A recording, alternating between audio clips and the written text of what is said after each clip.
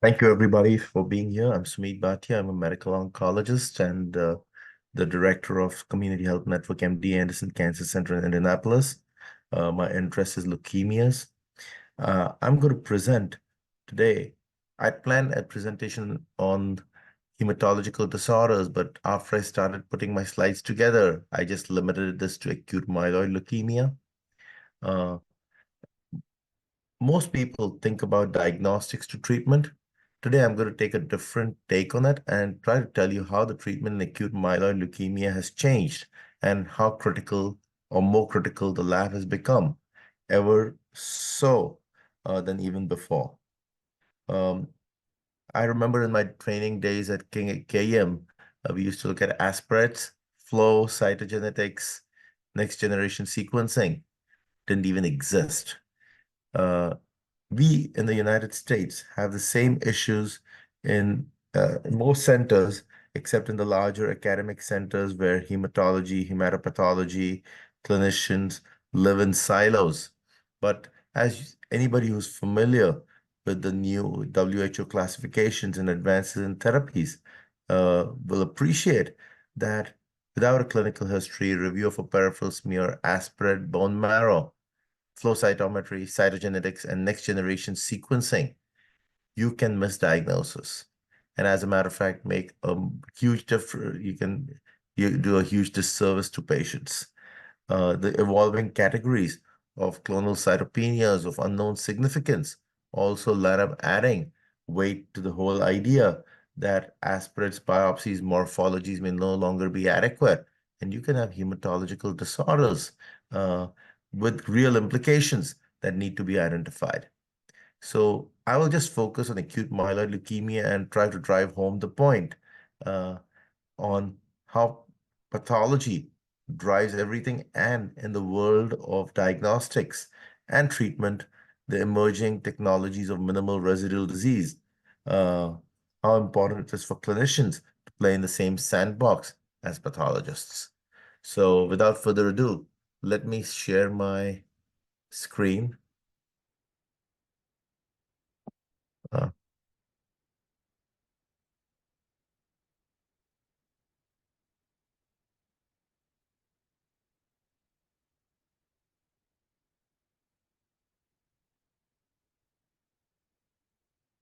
can you see the full slide, or are you seeing the part of the slide? Yeah, we can. If you could Is it just, as a slideshow? no, Now it is, hopefully. yes. Um, So first, I'd like to acknowledge the people whose slides I'm using. Thanks to Dr. Naval Davar and Dr. Hego Kantarjian at MD Anderson.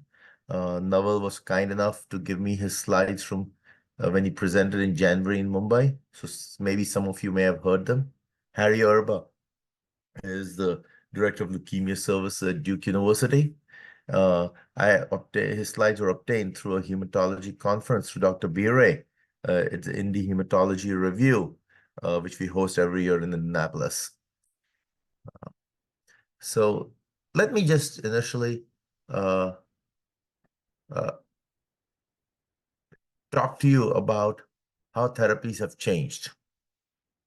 In 1973, the standard treatment for acute myeloid leukemia was 7+3, which is essentially an anthracycline and Ara-C.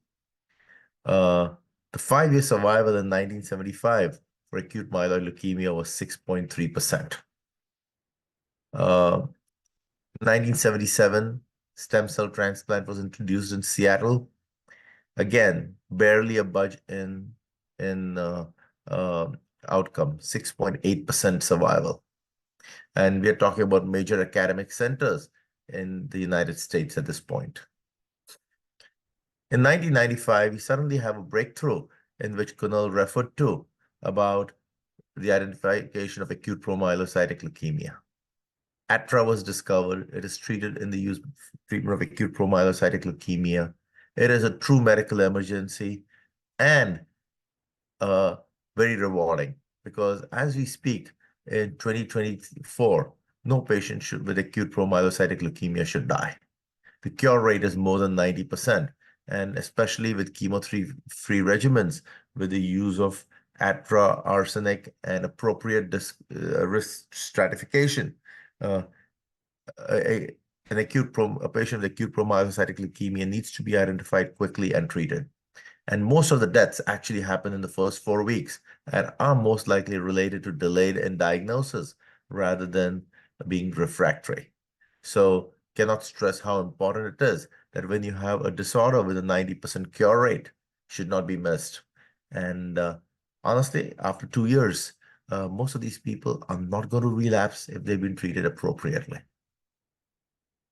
An antibody called gemtuzumab or Mylotarg was approved in 2010. It was an anti-CD33 antibody, and that's the time we started asking pathologists about CD33 expression. Uh, Important information at that time, the drug was withdrawn from the market, but has again been reintroduced because of new clinical trials. It has actually shown a survival advantage in specific subgroups of acute leukemias. Goes to show that a drug which did not work initially or was thought to be ineffective, how pathology has changed our mindset. And now, as later in the talk, I will approach the idea of how appropriate risk stratification results in better therapies, less toxicity, and improved outcome. The last 5 years have been a golden time in the treatment of acute myeloid leukemia. In 2022, the cure rate is 33%. Look at it. From 1975 to 2022, the overall survival has changed 5 times over. And I would suggest to you that these numbers actually underestimate the improved outcome in clinical practice with appropriate care. Uh, in my training, and even at some centers today, unfortunately, anybody with acute myeloid leukemia who's more than 60 to 70 years old is labeled as bad prognostic and suggest that there's consideration for hospice. That world has dramatically changed. This is no longer the case. And a lot of what I may present today is aspirational, but I would suggest to you that as you look at the MD Anderson Cancer Center in Houston, where a major part of this research comes from, and I would be the first to admit that even in other centers in the United States, community centers, major academic centers, those therapies have not yet made in, chiefly because of cultural resistance, cost, and dispersion of knowledge. But acute myeloid leukemia has become a curative disease in our lifetime, something that we should, God forbid, if any one of our family members have it, even if they are older, should aspire for. I will mention that I will not talk about acute lymphoid leukemia in children because I have not seen a child or anybody less than 18 years old now for 25 years. So with that overview, let me move to the next slide. Um, This is the current treatment algorithm at Duke. And the reason I mentioned Duke is a East Side institution, which tends to be a little more conservative. MD Anderson is in Houston, and they are the cowboys of the United States, where they are willing to initiate therapies, probably very quickly, without phase 3 trials, but a lot of the advances have come over there. So when you look at the current treatment algorithm at Duke, if somebody is fit or appropriate for chemotherapy, you give them induction chemotherapy. A lot of the centers are still sticking with 7+3. I would tell you that at MD Anderson, they don't believe in 7+3. They've moved to flag IDA, rubicin-based regimens, or other regimens which I'll later talk about. They talk about consolidation and then observation and risk stratification for allogeneic stem cell transplant. If somebody is unfit for chemotherapy, they had been suggesting use of hypermethylating agents like Dacogen, Vidaza. Addition of venetoclax has been a has improved outcome tremendously.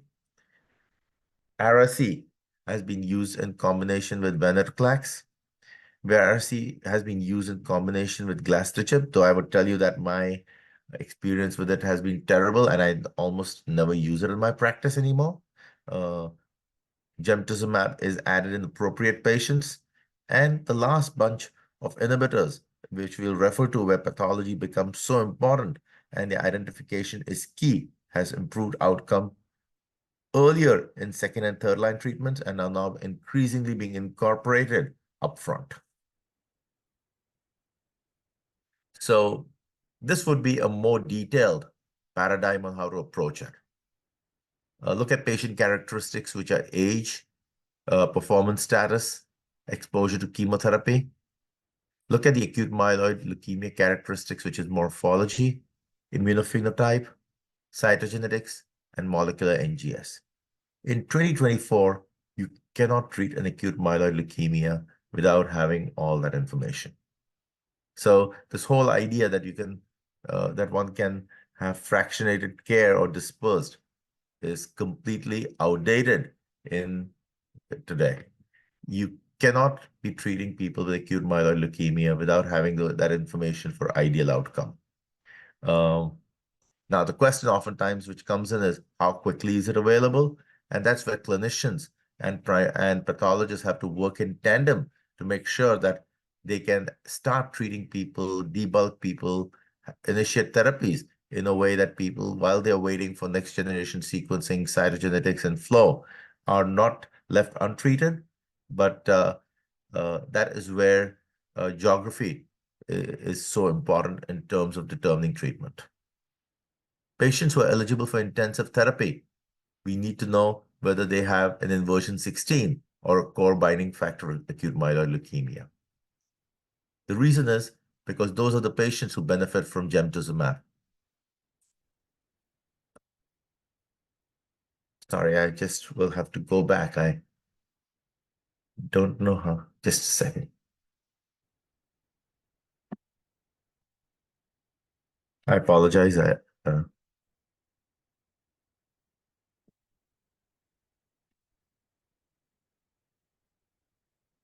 slide. Uh, this is key because the outcome with gemtuzumab-based chemotherapy is 10 to 15% better than without gemtuzumab. If somebody has a FLT mutation, today it is standard of care to add a FLT inhibitor up front. And it is important to know whether it's the ITD or TKD mutation because different drugs are used for it. There are certain inhibitors like quizartinib, which only do not work for the ITD mutation. So important to know. If somebody has a secondary leukemia, bad prognostic, has an underlying MDS which has transformed, CPX-351 is a reasonable option in a fit patient. And then, of course, intensive chemotherapy, which in some centers is still 7+3. In our center, it is flag IDA, and we've been increasingly using a cladribine-based regimen with consideration of addition of venetoclax. Addition of venetoclax is not standard, adds cytopenias, but can definitely improve outcome.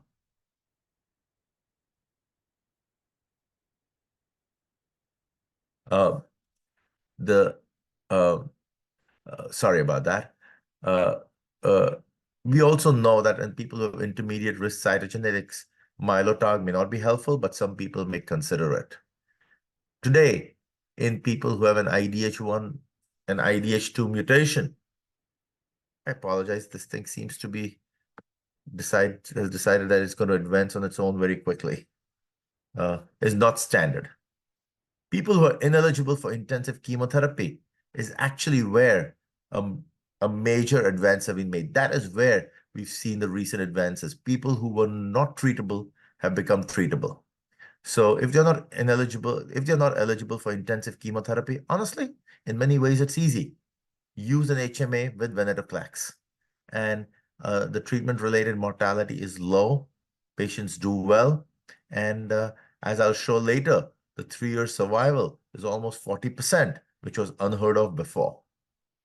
If somebody's IDH1 and IDH2 mutated, the use of those agents has made a big difference, though one could argue that venetoclax could achieve the same outcome, and so we may not need that right away. But as we'll later demonstrate, that there are triplet therapies being considered. And of course, if somebody has a FLT ITD mutation, addition of a FLT inhibitor is so crucial, though Dacogen and venetoclax may help. Targeted therapy makes all the difference in these people's outcome. The other thing which has changed is that with the availability of low-intensity stem cell transplants, the morbidity and mortality has dropped. And also the donor pool has advanced to a point that almost everybody can find a donor today. Um, uh, so while intensive chemotherapy is still the key modality, at MD Anderson, the standard regimen is a flag IDA-based regimen. We consider clear-based regimen.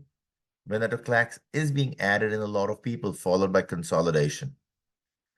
People who achieve complete remission, depending on cytogenetics, molecular, MRD, and donor, they get classified. High-risk patients go for an allogeneic transplant. Low risk of relapse, or those people who have morbidities, get a stem cell, are considered for maintenance therapy. Again, maintenance is becoming key in a lot of these patients with azacitidine and venetoclax. Point of this slide again is all goes back to pathology.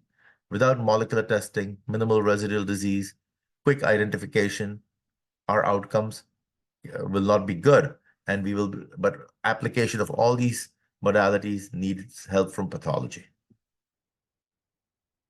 This At this time, I'll start visiting the data behind all the statements that I made in the initial summary. So, important thing to note, how the outcome for gemtuzumab has changed. And this was the initial gemtuzumab for induction. And difference was so small that the drug was withdrawn. This was in 2014. Look at the difference. 5-8%, nothing to talk about. But when you landed up using it in people who were NPM positive, it made a big difference. These are the subgroups of people in whom allogeneic transplant does not really make a big difference. So if you're NPM mutated and you've achieved remission, allogeneic transplant is not going to make a difference. So again, pathology drives what we do. Uh, if you achieve minimal residual disease, your overall survival is a fantastic 75 to 80%, even without transplant. So all these are amazing that we are talking about acute leukemics having a 3 out of 4 chance of surviving and becoming disease-free. In intermediate risk allogeneic transplant, again, that is where we start seeing the difference. This idea of classifying into intermediate and high risk is completely dependent upon cytogenetics and pathology. Hence, we have to again refer to our lab colleagues to help us make appropriate decisions. In people who are biallelic for the CEBP-MA, again, the outcome is fantastic. And again, we know that in those people, we can probably only in second relapse do we need an allo transplant. Otherwise, they do pretty well. Now we come to places where we get into trouble, which is people who are FLT-ITD positive or FLT-TKD positive. The first drug which was actually used in it was sorafenib, and it showed an advantage. And the good part about sorafenib was, A, it was cheaper, and it has been available for use in kidney cancer for some time. So in places where one of the new generation TKIs may not be available, may be more expensive, sorafenib is not an unreasonable drug to use.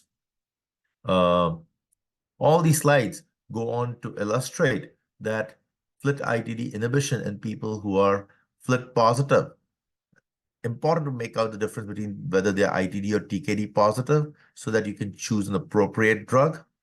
It makes a difference upfront in outcome, which is where, unlike in the older days, where we really did not care so much about next generation sequencing, having the FLT mutation status within 3 to 7 days of diagnosis can actually make a difference in patient outcome.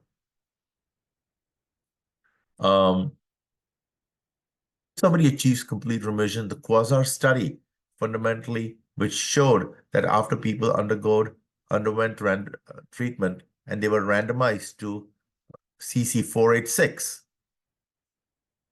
overall survival and relapse-free survival was improved.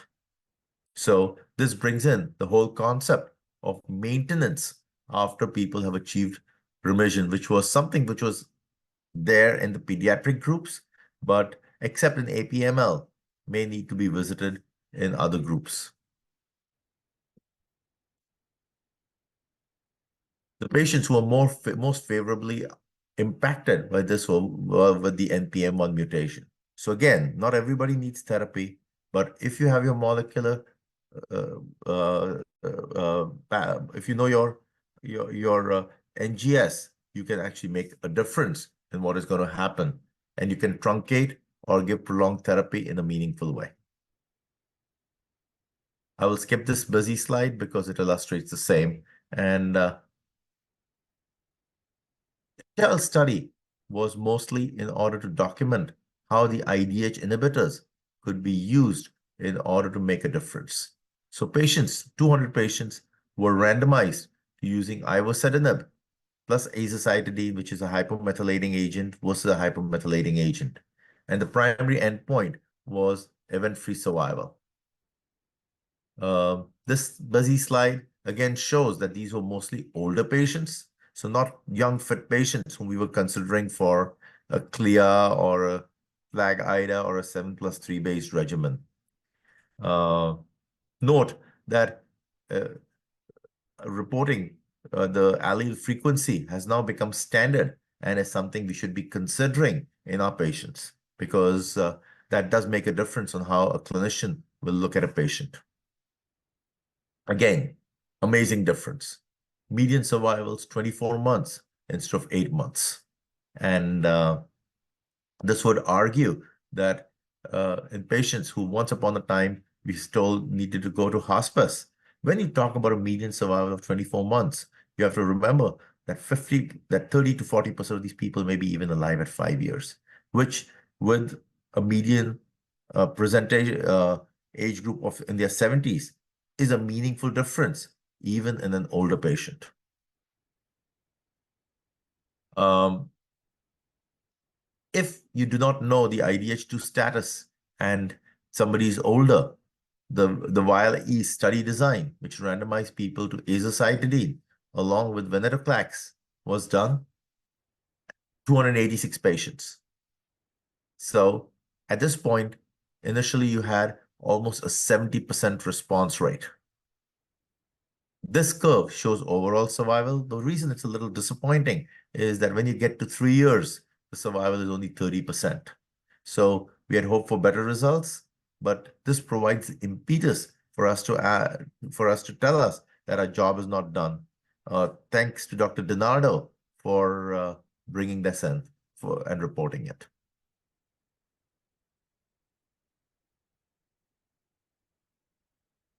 In uh, these two slides illustrate the same in the IDH1 and IDH2 mutated group on how, in my mind, I believe that if somebody is older and you do not know except you could treat them with this regimen pretty safely, easily, and hope for a reasonable outcome. This slide shows the survival. Again, if you look at the IDH2 group with venetoclax and azacitidine, the median survival has not even been reached today. So now you would ask, how do we choose between venetoclax, azacitidine, and ivosidenib and azacitidine? It's so easy and tempting to use azacitidine and venetoclax because really you don't need the molecular markers to be in. And I would suggest to you that oftentimes in my practice, if there is a need to treat somebody very quickly who's an older patient, we do go to that because we take around 3 to 7 days before we actually know our IDH and FLT ITD status. So the venetoclax azacitidine-based regimen is mutation agnostic. The response rates are 60 to 70%. They respond quickly. but they do have more myelosuppression. The problem with ivosidenib-based regimens is essentially you have to monitor the QT interval, and there is a chance of a differentiation syndrome that you may actually see, as you've seen with treatment of acute promyelocytic leukemia. Which is what led a lot of people to ask, if the survival is 30-35% with azacitidine venetoclax and ivosidenib adds, can we add all three? Uh, this is not ready for prime time, and one should be cautious that it will result in more immunosuppression, and one has to be careful about the risk of secondary infections and, in addition, cost. What happens to people who are FLT-ITD positive or FLT mutant? Again, these patients do not do as well, though they do still have a response with azacitidine and venetoclax, which is why people have started asking, should we be incorporating a FLT drug upfront? And that is what is the LACE-WING study. And while it is early in reporting, one can see that the response rates are almost double. So again, suggesting that we've not reached a plateau in terms of our ability to improve patient outcome. This slide, again, is a retrospective study and looks at triple regimens and does demonstrate an improved advantage.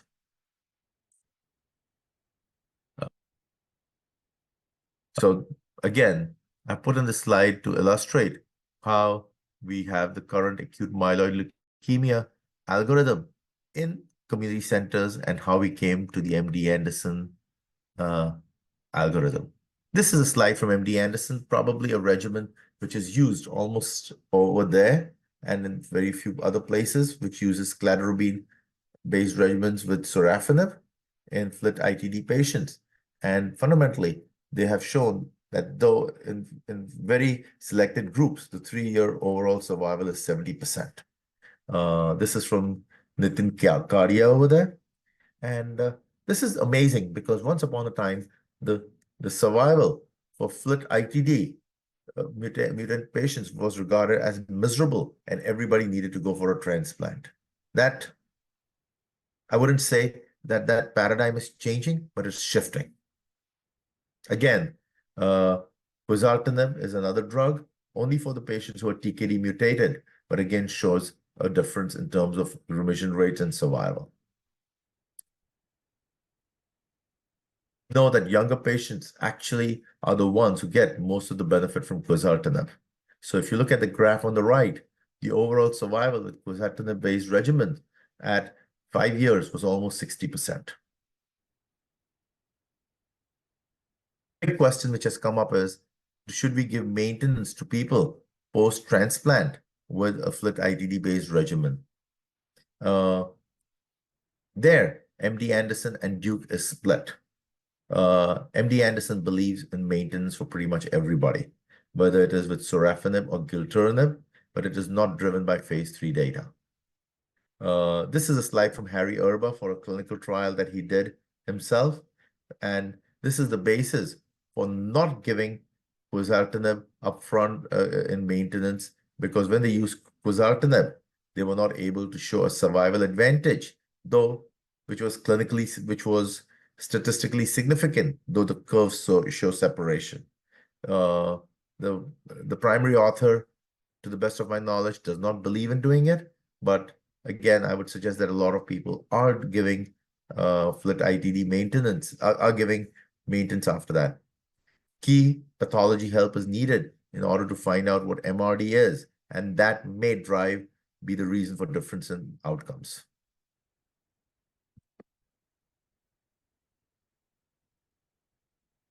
This is a slide which asks, why do we have different outcomes? And one may argue that people are using not effective drugs, MRD monitoring has not been done, or we are getting new mutations. At this time, this is hypothetical and needs further study. Now, this is a slide which shows a big difference, that how the outcome has changed dramatically in people who are FLT-ITD positive over the last 5 years. From a survival of 5%, the long-term survival is now moving anywhere, depending on the studies that you talk about, from 25 to 60% by using these newer agents. And the quest continues in doing that. I've already talked about use of gemtuzumab in the CBF AMLs. I will not revisit the slide again. CPX 351 in older patients offers new hope and allows us to treat people with a less intensive regimen versus 7+3 with better outcomes in people who have poor cytogenetics. Again, depend on laboratories to tell us so that we can actually use better drugs. The agile regimen, I had talked about it earlier. This slide illustrates the use of venetoclax and the newer regimens being used at MD Anderson with CLEAR. And this regimen is particularly interesting because while dacogen and venetoclax has a response rate, there is a suggestion that a lot of people who are p53 mutated do poorly. And maybe that is where this regimen may have its place. FLAG-IDA is a regimen which is used in patients who are fitter. Addition of venetoclax can add toxicity. Not a regimen that you want to take lightly, but clearly it does produce a higher response rate. True research actually begins after FDA approval, as Dr. Hego Kantarjian would say. And while we did improve the outcome, to ask ourselves that while these were independent of high-risk genomics, except for p53 and FLT-ITD, what further differences can we make in these patients? So now I'm entering what I would call the hypothetical research part of our quest. That is the reason we may need to consider triplets with HMA and venetoclax. Look at this, the cure rate is still 30%. So should we do better? Of course we should do better. And so a lot of people are suggesting triplets, but not something to be done as standard of care. Which population does this make a difference in? Clearly, the people who are TP53 mutated today have a bad outcome. So again, important to get your next-gen sequencing done, find out whether they have the p53 mutation so that we do not put these patients through futile care unnecessarily or consider more, I wouldn't say more aggressive care, but different care.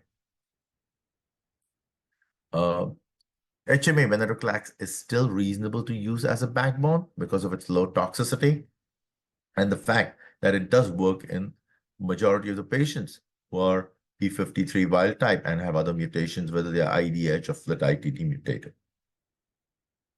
And in a setting where we may not have the molecular testing results available immediately, it allows you to get therapy on its way. This is an interesting question.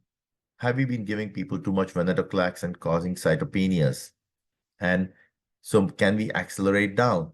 And this is a study from France in which they used more limited venetoclax compared to the original MD Anderson regimen. And sure enough, the outcome was as good.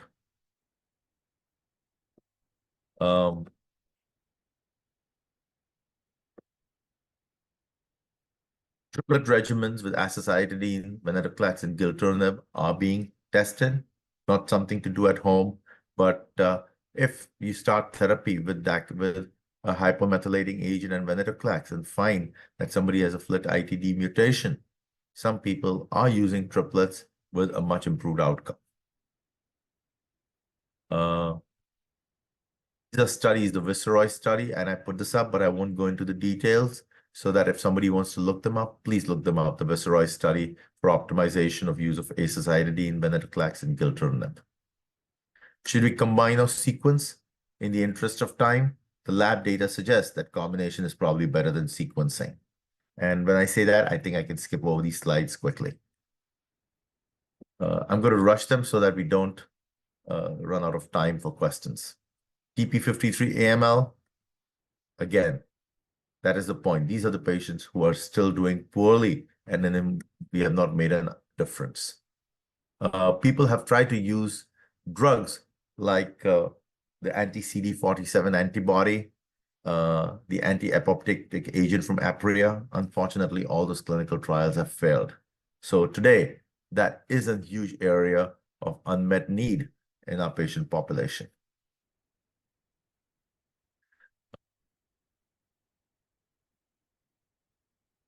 Last, the question comes up is, in these patients who do well, does everybody need a transplant? People are, the use of transplant has become more common because of decreased morbidity and availability of donors. But still, if you get transplanted, that is 300, there is 5 to 10% mortality associated with it and a year of significant morbidity. So today, there are some CAR-T studies also being done in AML, again, in the realm of what I would call experimental, but out there. Dr. Dover from MD Anderson has pointed out this as a future strategy where you use a hypermethylating agent plus venetoclax, use synergistic agents, and then try to consolidate with a bispecific antibody, immune checkup, vaccine, or a TCR so that you reduce minimal residual disease and hope to achieve cure. So this was a rush through the treatment of acute myeloid leukemia. In the interest of time, I'm not going to visit acute lymphoid leukemia because that would make this too long. Let me turn this over to Simi and Dr. Saigal for a discussion or to this group, if I may help answer any questions. Thank you, Dr. Sumeet, for a very extensive presentation. What made one realize is that at almost every slide, the importance of mutations, uh, the importance of lab came up, whether it was for diagnosis, treatment, monitoring, deciding the therapeutic regime, and also the studies that came up uh, brought up this point. His initial slide, which said that whether the patients were eligible or not eligible for intensive chemotherapy, if you looked at the subsequent table, it mentioned mutations. So the role of lab in any treatment, in any case, is very, very critical. I always have said that when we started pathology, at least when I started doing pathology and studied it, I'm not very old, but still a decade back, pathology was more of, screening and diagnostic tests. And today, pathology is evolved in such a way that it is not just clinical and diagnostic tests, but we would help the clinicians in deciding the line of treatment, whether the therapy is working or no, and monitoring. With this, I would now request if there are any questions that Dr. Kunal or Dr. Sumit have, we could answer them. Thank you so much. I'm actually going to mention something that Dr. Saigal referred to, because on this Monday, we actually had 2 cases of the same. Outside cases referred to us as MDS, but when we took into account the patient's age, clinical history, the bone marrow findings, and when the next-gen sequencing came out, it was very, very clear that those patients actually had an MDS associated with SF3B. And as Dr. Saigal pointed out, that isn't a new classification. Once upon a time, that used to be theory. In today's world, it's practical because not only is the outcome better, and we actually know that there are drugs like luspatercept, which actually help to improve the anemia much better in that subgroup. So this is real. This can decrease the need for transfusions, and having a general diagnosis of MDS is no longer helpful. It is, and you cannot make these diagnoses without a clinician talking to a pathologist and a pathologist talking to a lab which does next generation sequencing. And this has real implications because you can change therapy, not only for life-threatening diseases, but in diseases which can significantly improve people's quality of life. Thank you, Sumit. Can I request Rabina to unmute Dr. Beltina? She has raised her hand long back. Probably she has something to ask. Dr. Beltina, would you like to?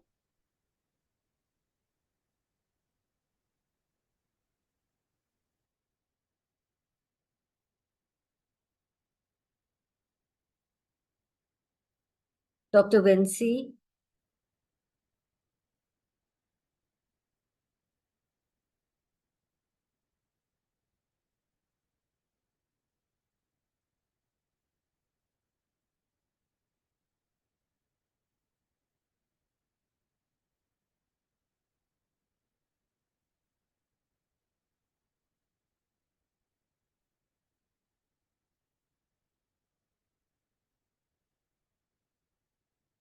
Rabina, could you unmute them?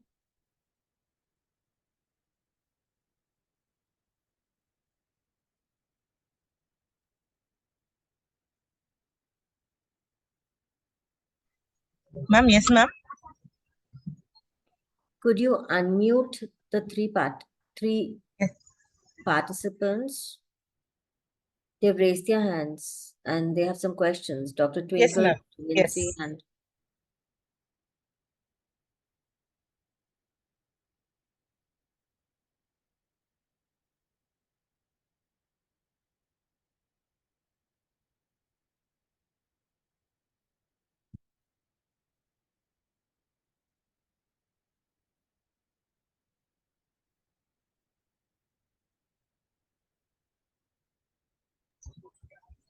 You can unmute and then you can raise question.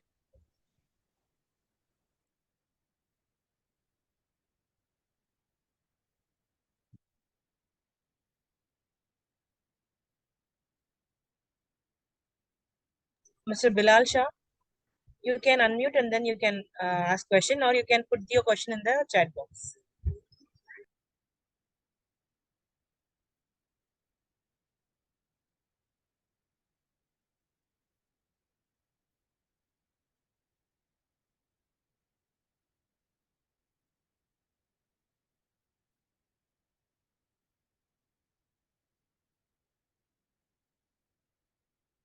well, if there are no other questions, would request if there are any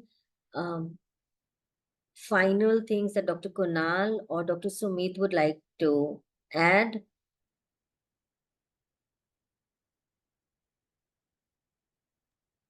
Nothing from my side, ma'am. I think Dr. Sumit has beautifully elaborated the role of different targeted therapies and the role of NGS. I think we've covered quite a lot in this time. So I would leave to Dr. Sumit and you to sort of closing remarks from your side. I appreciate the opportunity, and at this time, I think the role of an oncologist has become subservient to the pathologist, and I appreciate all you guys do to help facilitate care. So thank you so much, Kunal and Sumeet. One thing that is very, very critical that we all need to take back is the turnaround time. The way it was emphasized that for certain cases, turnaround time is very critical. And hence, when we as people working in the lab have a fixed turnaround for certain things, there are multiple occasions where we would have to go by the clinician, look at the patient, and do these tests out of turn, irrespective of whatever it takes. So it is a take-home message that today the role of molecular cytogenetics, NGS, is playing a very, very important role in patient management and treatment. Thank you so much, Sumeet and Kunal.